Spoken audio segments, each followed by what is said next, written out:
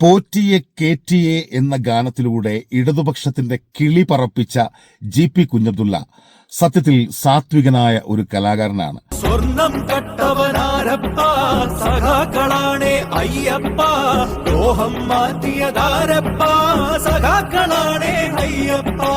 പോറ്റിയെ കേറ്റിയെ സ്വർണം ചെമ്പായി മാറ്റിയേ, സ്വർണ്ണപ്പാളികൾ മാറ്റിയേ, ശാസ്താവിന്ധനമൂർത്തിയേ. കുഞ്ഞബ്ദുള്ളയുടെ ജീവിതത്തിലെ പ്രധാനപ്പെട്ട ചില മുഹൂർത്തങ്ങളെക്കുറിച്ചും അദ്ദേഹം ഇനി വരുന്ന മിനിറ്റുകളിലെ ലളിത സംഭാഷണത്തിൽ വിവരിക്കുന്നു. സംഭാഷണത്തിന്റെ രണ്ടാം ഭാഗത്തിലേക്ക്. ഇതിന്റെ ഫുൾ പാട്ട് നിങ്ങൾ കേട്ടോ? ഏതിന്റെ? ഈ പോറ്റിയെ കേറ്റിയ എന്നുള്ള പാട്ടിന്റെ ഫുൾ പാട്ട് കുറെ വരികളുണ്ട്. ഉണ്ട്. ഞങ്ങള് കുറച്ച് ക്ലിപ്പുകളായിട്ടൊക്കെയാണ് ഇങ്ങനെ കേട്ടിട്ടുള്ളത്. അല്ലല്ല, അതിന്റെ വേറൊരു സാധനം ഉണ്ട്. ഈ അയ്യപ്പ പോറ്റിയെ കേറ്റി എന്നുള്ള സാധനത്തിന്റെ പിന്നെ ഒരു സമയത്ത് അതെത്തുമ്പോ അതെങ്ങനെയാ വരുമെന്ന് പറഞ്ഞാല്, അയ്യപ്പന്റെ കോപമോ ഭക്തജനങ്ങളുടെ ശാപമോ ചൂരൽ മലയുടെ താപമോ കരുവണ്ണൂരിലെ പ്രേതമോ എന്ന് വെച്ചിട്ട് ഒരു സാധനം തുടങ്ങും. അതിലാണ് യഥാർത്ഥത്തിൽ രാഷ്ട്രീയം പറയുന്നത്. അതായത് പാട്ടിന്റെ തുടക്കം തന്നെ രണ്ടാമതൊരു എപ്പിസോഡായിട്ട് അത് വരുന്നുണ്ട്. അതെങ്ങനെ? അത് നിങ്ങൾ കേട്ടിട്ടുണ്ടാവില്ല. അത് യൂട്യൂബിലെല്ലാം കേൾക്കുന്നുണ്ട് ഇപ്പോ. അത് ഇങ്ങനെയാണ്: കേരള മണ്ണിലെ പോരാട്ടങ്ങളെ ഒറ്റുകൊടുത്തു പിണറായി, കേവലം ഒരു ചെറു ചില്ലിക്കാശിന് വിറ്റ് തുലച്ച സഖാവായി എന്ന് പറഞ്ഞാൽ നമ്മളെ PM ശ്രീയും കൂടി അതിൽ വന്നതാണ്. കൃത്യമായി അവിടെയാണ് നമ്മൾ കറക്റ്റായിട്ട് കോൺഗ്രസിന്റെ രാഷ്ട്രീയം പറയുന്നത്. മറ്റേത് ആദ്യം ഇങ്ങനെ പറഞ്ഞുകൊണ്ട് അത് രണ്ട് പീസായിട്ടാ റെക്കോർഡ് ചെയ്തത്. അതെന്തിനാന്ന് വെച്ചാല്, നമ്മളെ ഇപ്പം തെരഞ്ഞെടുപ്പ് വാഹനത്തിൽ പോകുമ്പോ പിന്നെ കുറച്ചായിട്ട് മുറിച്ച് ഇടുക പാട്ട്. പിന്നെ ഓട്ടഭ്യർത്ഥനയിലും വരുമല്ലോ. അപ്പൊ ഒരു മണിക്കൂറുള്ള ഒരു അരമണിക്കൂറുള്ള ഒരു സാധനം ഉണ്ടാക്കാൻ വേണ്ടിയിട്ടുള്ള സാധനമാണ് ചെയ്ത്. മനസ്സിലായി. അതിന് CPIന്റെ ദുഃഖം, പിന്നെ മുന്നണി അറിയാതുള്ള ഒരു കള്ളച്ചൂതിന് ചെന്നവൻ പിണറായി എന്ന് പറഞ്ഞിട്ടുള്ളൊരു ഭാഗമുണ്ട്. CPIയും പിന്നെ മാർസിസ്റ്റ് മറ്റുള്ളവർക്ക് അറിയാണ്ടെന്നല്ലേ ഇത് ഒപ്പിട്ട്. ആ വിഷയങ്ങളെ വെച്ച് കൃത്യമായ രാഷ്ട്രീയം പറയുന്ന പാട്ടതാ. ഇത് ഒരു ആക്ഷേപഹാസ്യം. പക്ഷെ ഇത് അയ്യപ്പനിൽ കൂടി ഞാൻ തുടങ്ങിയെന്ന് പറഞ്ഞാൽ അന്നത്തെ രൂക്ഷമായ പ്രശ്നം, ആനുകാലിക പ്രശ്നങ്ങൾ ഞാൻ ഏതാറുണ്ട്. ഞാൻ വെറും ഒരു മാപ്പിളപ്പാട്ട് 100-600 പാട്ട് ഒരു 100-150 മാപ്പിളപ്പാട്ടിന്റെ സ്റ്റോപ്പുകളിൽ എത്തിക്കണം. ബാക്കിയെല്ലാം സാമൂഹിക പ്രശ്നങ്ങൾ തന്നെയാണ്. അത് ഗൾഫിൽ ഉപരോധം വന്നാലും ഏതും, ആഫ്രിക്കയിൽ യുദ്ധം ഉണ്ടായാലും ഏതും, പിന്നെ തുർക്കിയിൽ ഭൂകമ്പം വന്നാലും ഏതും, കൊറോണ വന്നാലും ഏതും, അങ്ങനെ ഓരോരോ സംഭവത്തിനും എങ്ങനെയെങ്കിലും ഒരു തൂലികൾ ഒരു ഐഡിയയും വരും. കൊറോണ കാലത്ത് ഞാൻ 10ഓളം പാട്ട് എത്തി. പിന്നെ പ്രവാസ ദുഃഖം തന്നെ ഏതൊരു ഒരുപാട് ഉണ്ടാവുമല്ലോ. അതെ, ഈ കൈക്കാലത്തിനുള്ളിൽ 600-ലധികം പാട്ടുകൾ എഴുതി എന്ന് പറയുന്നത്, അതും എനിക്കറിയാം ഒരു 40-45 വർഷത്തോളം ആകുമെന്ന് തോന്നുന്നു അല്ലെ? 46 വർഷമായി ഖത്തറിൽ. 46 വർഷമായി. 46 വർഷത്തെ പ്രവാസ ജീവിതമാണ്. ചെറിയ പ്രായത്തിൽ അവിടെ എത്തിയത് അല്ലേ? ഒരു 20 വയസ്സായിക്കൊണ്ടിരിക്കുന്ന ഒരു സമയത്ത് 20 വയസ്സിന് താഴെ അവിടെ എത്തി. 20 വയസ്സിന് താഴെ അവിടെ എത്തി. കൂടുതൽ പ്രകോപനം ഉണ്ടാക്കി സഖാക്കന്മാർ. ഇതിന്റെ പ്രശ്നം അതൊന്നുമില്ല എനിക്കുള്ള വല്ലാത്തൊരു പ്രശ്നം. ഏതോ ഒരു കോൺഗ്രസ് കമ്മിറ്റി വിളിച്ചു പറഞ്ഞു, കോൺഗ്രസ് കമ്മിറ്റി അല്ല, എന്നെ ഒരു സ്വീകരണത്തില് അവര് പിന്നെ ഒരു ഇൻഗാസിന്റെ ഒരു സ്വീകരണത്തിൽ അവരൊരു തീരുമാനം എടുത്തതെന്ന് പറഞ്ഞു കഴിഞ്ഞാല്, പിന്നെ ഈ അടുത്ത തെരഞ്ഞെടുപ്പ് വരെ നമ്മളെ റിംഗ് ടൂൺ ആയിട്ട് ഇത് വെക്കുക എന്നുള്ള. അത് കൊള്ളാന്ന് പറയുന്നത് അതല്ല പ്രശ്നം. എല്ലാ സ്ഥലത്തുനിന്നും സ്വർണം കട്ടവൻ ആരപ്പാന്ന് കേൾക്കുമ്പോ ഇവര് മാണ്ടാണ്ട് ഇവർക്ക് വികാരം വരുമല്ലോ. കാരണം ഇവരേത് സ്ഥലത്തിൽ ചെന്നാലും റിംഗ് ടോൺ ഇത് കേട്ടോക്കിയാൽ ഇവർക്ക് ഇടങ്ങ് നിൽക്കാൻ പറ്റുമോ? അതെ. അവരെ വല്ലാതെ പ്രകോപിതരാക്കുന്ന ഐറ്റമാണ്, അതൊരു ക്യാമ്പയിനാണ്. എന്റെ ഏറ്റവും അടുത്ത സുഹൃത്താണ് TK ഹംസക്ക. ഞാൻ അദ്ദേഹത്തെ കുറിച്ച് ഒരു പാട്ട് തന്നെ എഴുതി.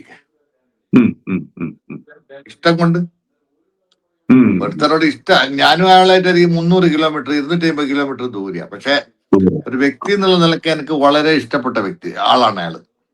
ആ അദ്ദേഹത്തെ കുറിച്ച് ഞാനൊരു പാട്ടുണ്ട്. ആ ഒരാളോട് ഇഷ്ടമുള്ളത് കൊണ്ടാണല്ലോ നമ്മളൊരു പാട്ട് എഴുതുക. അതെ, ഉറപ്പായിട്ടും. അപ്പോഴ് ഇപ്പൊ ഞാൻ പണ്ട് ഒരു പാട്ട് എഴുതിയിട്ട് കരുണാകരന്റെ അനുസ്മരണ ഗാനം എഴുതിയിട്ട് കരുണാകരൻ സ്വർഗത്തിൽ പോട്ടെ എന്നാ ഞാൻ എഴുതിയത്. അത് എന്നോട് ആൾക്കാർ പറഞ്ഞു, കരുണാകരൻ സ്വർഗത്തിൽ പോയി നമുക്ക് എന്താ അയാൾ സ്വർഗത്തിൽ പോവാൻ നമുക്ക് പ്രാർത്ഥിക്കുന്ന എന്താ പ്രശ്നം? അതെ. ഇതാണ് ഇക്ക പറഞ്ഞ വളരെ പ്രധാനപ്പെട്ട ഒരു കാര്യമാണ്. നമ്മൾ ചില സമയത്ത് നമ്മള് മുസ്ലിം വർഗീയവാദിയാവും, അല്ലാത്ത സമയത്ത് നമ്മൾ ഈ മതത്തിൽ തന്നെ നിന്നുകൊണ്ട് ഇസ്ലാം വിരുദ്ധനാകും. കലാകാരന്മാരുടെ പ്രശ്നം അതാണ്. നമ്മൾ ഇസ്ലാമിനെതിരാണ്, ഇസ്ലാമിന് പുറത്താണെന്നൊക്കെ ഒരു പറയും. കലാകാരൻ എന്ന് പറഞ്ഞു കഴിഞ്ഞാല് മനുഷ്യപക്ഷത്ത് നിൽക്കുന്ന ആളാ. അതെ, അത് ഏതൊരു മതത്തിന്റെയും മോശമായ ഭഗവാൻ അയാൾ എടുത്ത് കാണിക്കും. അതെ. അപ്പൊ എല്ലാ കാര്യവും ഇസ്ലാമിൽ നല്ലതാ എന്ന് ചോദിച്ചാൽ അഭിപ്രായ വ്യത്യാസമുള്ള പല കാര്യങ്ങളും എനിക്കുന്നുണ്ട്. അങ്ങനെ ഒരുപാട് കാര്യത്തിൽ അഭിപ്രായ വ്യത്യാസം നമുക്കുള്ളപ്പോഴും നമുക്കൊരു ഏകദൈവ വിശ്വാസവും ഒരു കൾച്ചറും ഒരു കമ്മ്യൂണിറ്റിയിലുള്ള കൂടിച്ചേരലും നമ്മൾക്ക് ആവശ്യമായി വരുന്നത് കൊണ്ട് നമ്മൾ ഇതിൽ തന്നെയാണ്, ഇതിൽ നിന്ന് രാജിവെച്ചു പോകുന്നൊന്നുമില്ല. ഈ കൈക്കാരുടെ ജീവിതം ഒന്ന് ചുരുക്കി പറയാം. ഇപ്പൊ 600-ലധികം പാട്ടുകൾ എഴുതി. സ്വാഭാവികമായിട്ട് എനിക്ക് തോന്നുന്നു ചെറുപ്പകാലത്ത് തന്നെ ഈ പാട്ടെഴുത്തിലും സിനിമയിലും സംഗീതത്തിലും ഒക്കെ. സിനിമയിൽ എനിക്ക് താല്പര്യമില്ലാതായി പോയത്. ഞങ്ങൾക്ക് സിനിമയിൽ താല്പര്യമില്ലായത് എന്താണെന്നറിയാമോ? ഞാന് സിനിമേന്റെ അകത്തളത്തിൽ ആദ്യം പ്രവർത്തിച്ച് ഞാൻ സ്റ്റുഡിയോയിൽ ഉണ്ടാവുമ്പോ നമ്മളിപ്പം കാണുന്ന വില്ലനും നായകനെല്ലാം ഉണ്ടല്ലോ, ഞാൻ എന്റെ ചെവിട് കൊണ്ട് കേട്ടതാണ് യോസ് പ്രകാശും നസീറും ഒരടി സീന്, ഒരടി സീന്. അപ്പൊ നസീർ അടിച്ച ശരിയാക്കില്ല, ഒന്നും കൂടി അടിക്കുന്നു മറ്റേ ജോസ് പ്രകാശ് വരുന്നു. അവർ രണ്ടുപേരും ഒന്നിച്ച് ഭക്ഷണം കഴിക്കുന്നു. അങ്ങനത്തെ ഒരു വില്ലനെ നായകനെ നമ്മൾ പുറത്ത് കാണുന്നത്. ഇത് ഞാനൊരു 5 വയസ്സിൽ ജീവിക്കാൻ ആഗ്രഹിക്കുന്ന ആളാണ്. ഇപ്പോഴും എന്റെ മൂത്ത ചേട്ടനിക്ക് എന്നെക്കാട്ട് 5 വയസ്സ് കൂടുന്നുണ്ട്. എനിക്ക് 66 വയസ്സാകുന്ന. ഞങ്ങൾ ഇപ്പോഴും അയാളുടെ വീട്ടിൽ പോയാൽ അയാളുടെ കാര്യത്തിൽ കരിക്കുത്തന്നെ ആന കളിക്കും. ഞങ്ങൾക്ക് ഒരു പ്രശ്നമില്ല. ഞൻ്റെയോടുള്ള ഞാൻ അധികം എന്റെ വളരെ പ്രധാനപ്പെട്ട ആളുകളെല്ലാം എന്റെ ബന്ധങ്ങൾ. എനിക്കിപ്പോ ഒരു ചെറിയ മുണ്ട് അബ്ദുൾ റസാഖ് മൗലവിയുണ്ട്. അയാളുടെ തലയിൽ പോയി കുത്തിരിക്കും, ഞാൻ കഴുത്തിലും പോയി കുത്തിരിക്കും. അയാൾക്ക് 84 വയസ്സായി. അംസഖാന്റെ അടുത്തും പോയിട്ട് മടി കുത്തിരിക്കും. ഇതൊന്നും ഒരു പ്രശ്നമല്ല എനിക്ക്. എന്താന്ന് പറഞ്ഞു കഴിഞ്ഞാൽ എനിക്ക് ഒരു 5 വയസ്സിന്റെ നിഷ്കളങ്കയോടെ ആരോടും പകയും വിദ്വേഷവും ഒന്നും ഇല്ലാണ്ട് ഈ ലോകത്ത് ജീവിക്കണം. പൈസ കിട്ടുകയെന്നോ പോവാന്നല്ല. പിന്നെ നമ്മളെ ജീവിതത്തിന്റെ പൈസ ആരോട് ഇന്ന് വരെ ഒരു സംഗതിക്കും വാങ്ങേണ്ടി വന്നിട്ടില്ല. ഈ ഒരു കലാപ്രവർത്തനമൊക്കെ ആയിട്ട് ഇക്കാരുടെ ജീവിതത്തിലേക്ക് ഇങ്ങനെ അത് തിരിഞ്ഞ് നോക്കുമ്പോ രസകരമായ ഒരു പഴയ കാലമൊക്കെ ഉണ്ടാവുമല്ലോ. അപ്പൊ ഈ 80-ലാണ് ഇക്ക ഖത്തറിൽ വരുന്നത്. അതിനു മുമ്പുള്ള വർഷങ്ങൾ, ഒരു ബാല്യം, കൗമാരം, അതിലേക്കൊക്കെ തിരിച്ചു പോകുമ്പോ അതൊക്കെ എങ്ങനെ സ്വാധീനിച്ചിട്ടുണ്ട്? ഞാന് ചെറുപ്പത്തിൽ ഞങ്ങളൊരു വലിയ കുടുംബമാണല്ലോ. അപ്പം എന്ന് പറഞ്ഞു കഴിഞ്ഞാല് ചെറുപ്പത്തിൽ എല്ലാ ആഘോഷങ്ങളും വലിയ കാര്യമായിട്ട് ആഘോഷിക്കുക. ഞാൻ എന്റെ നോമ്പോർമ്മയിലുണ്ട്. ഞാൻ നോമ്പോർമ്മയിൽ എഴുതിയിരുന്നു. നിങ്ങളെ കൊല്ലത്തുള്ള TKM തങ്ങൾ കുഞ്ഞി കോളേജിലെ പ്രഭാത രശ്മി എന്നൊരു മാസിക ഉണ്ട്. അവരത് പ്രസിദ്ധീകരിച്ച് അതൊക്കെ ഞാൻ ഭംഗിയായിട്ട് എഴുതിയിട്ടുണ്ട്. അവരെനിക്ക് കാശ് അയച്ചു തന്നു. അവിടെ നസീർ എന്ന് പറഞ്ഞ ഒരാളുണ്ട്. അപ്പോ അതൊക്കെ നല്ല ആഘോഷങ്ങളിലും കാര്യമല്ലായിരുന്നു. പിന്നെ ഞാൻ നാട്ടിൽ നിന്ന് വിട്ടതിന്റെ ശേഷം ജീവിതത്തിൽ ഒരുപാട് പ്രതികൂല സാഹചര്യങ്ങളായിരുന്നു.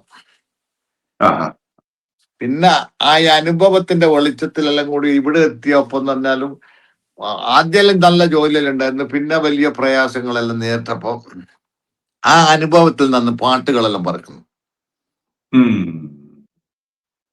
അങ്ങനെ പാടാറുണ്ടോ? അവിടുത്തെ ഈ സദസ്സുകളിലൊക്കെ പാടാറുണ്ടോ സ്വന്തം വരികൾ? എനിക്ക് പാടാൻ പറ്റൂല, അതെന്തോ അറിയില്ല. ഞാൻ എഴുതുന്ന പാട്ടൊക്കെ താളത്തിലും രാഗത്തിലും അതിനെല്ലാം കറക്റ്റ് ആയിരിക്കും. പാടാനുള്ളൊരു കഴിവ് എനിക്കില്ല.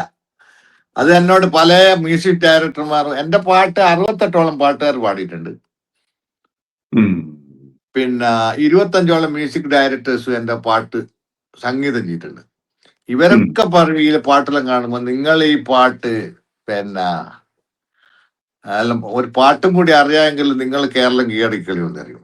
അതെ അതെ, പാടാനും കൂടെ അറിയാമായിരുന്നെങ്കിൽ ഗംഭീരമായിരുന്നെങ്കിലും തോന്നും. അതെ, പൈക്കാടെ ഒത്തിരി ഒത്തിരി പാട്ടുകൾക്ക് വേണ്ടി നോ പ്രോബ്ലം. നിങ്ങൾക്ക് പറഞ്ഞോളൂ. എപ്പോൾ ബന്ധപ്പെടാൻ നിങ്ങൾക്ക് പാട്ടുകൾ അയച്ചു തരും. പിന്നെ അത് കൂടാതെ എന്റെ ഒരു ചാനൽ ഉണ്ട്, GP എന്നാണ്. അത് GP സോങ്സ് എന്നാണ്. GP സോങ്സ് യൂട്യൂബ് GP ചാനലാണ്. YouTube channel. ജി എല്ലാം വലിയ അക്ഷരാണ്. GEEPEE. Okay, GP. Okay, GEEPEE. GP songs. അതിലൊരു 10-25 പാട്ടെല്ലാം കാണും. 2 ഇതായിട്ടാ കാണുക, യൂട്യൂബായിട്ട്. Okay okay. അപ്പൊ മാപ്പിളപ്പാട്ടിന്റെ വർണ്ണ ചരിത്രം എഴുതിയ ഞാനാണ്, സ്വർഗത്തെ കുറിച്ചുള്ള പാട്ട് എഴുതിയ ഞാനാണ്. അത് ശരി, നല്ല കോമ്പിനേഷൻ ആണ്. അപ്പൊ നമ്മളെ കണ്ടുകൊണ്ടിരിക്കുന്ന നമ്മുടെ സുഹൃത്തുക്കൾ എല്ലാവരും ഈ GP സോങ്സ് കയറി അതിലേക്കാടെ പാട്ടുകൾ കാണുമെന്ന് നമ്മൾ വിചാരിക്കുന്നു. GP സോങ്സിന് പിന്തുണ നൽകുമെന്ന് വിചാരിക്കുന്നു. ഇക്കാടെ ഒത്തിരി പാട്ടുകൾ വരാനിരിക്കുന്നു. ആ പാട്ടുകൾക്കൊക്കെ വേണ്ടി നമ്മൾ ഇതുവരെ എഴുതിയ പാട്ടുകളും പരമാവധി നമുക്ക് കേൾക്കാൻ ശ്രമിക്കാം, യൂട്യൂബുകൾ അങ്ങനെയുള്ള ഇടങ്ങളിലൊക്കെ. അതുപോലെ ഇനി വരാനിരിക്കുന്ന പാട്ടുകൾക്ക് വേണ്ടിയും ഞങ്ങളൊക്കെ കാത്തിരിക്കുന്നു. കേരളമെമ്പാടുമുള്ള മനുഷ്യർ, ലോകമെമ്പാടുമുള്ള മലയാളികൾ ഇക്കായുടെ എഴുത്തിന് വേണ്ടി കാത്തിരിക്കുന്നു, ഇക്കായുടെ വരികൾക്ക് വേണ്ടി. വളരെ സന്തോഷം. നമ്മളെ ഈ ചെറിയൊരു കലാകാരനെ നിങ്ങൾ വിളിച്ച് ഇത്ര നേരം സംസാരിച്ചത് തന്നെ വലിയൊരു അനുഗ്രഹമായിട്ട് തോന്നുന്നു. ഈ മാധ്യമത്തിന് എല്ലാവിധ ഭാവുകങ്ങൾ നേർന്നു. ഓക്കെ, നമസ്കാരം. നമസ്കാരം.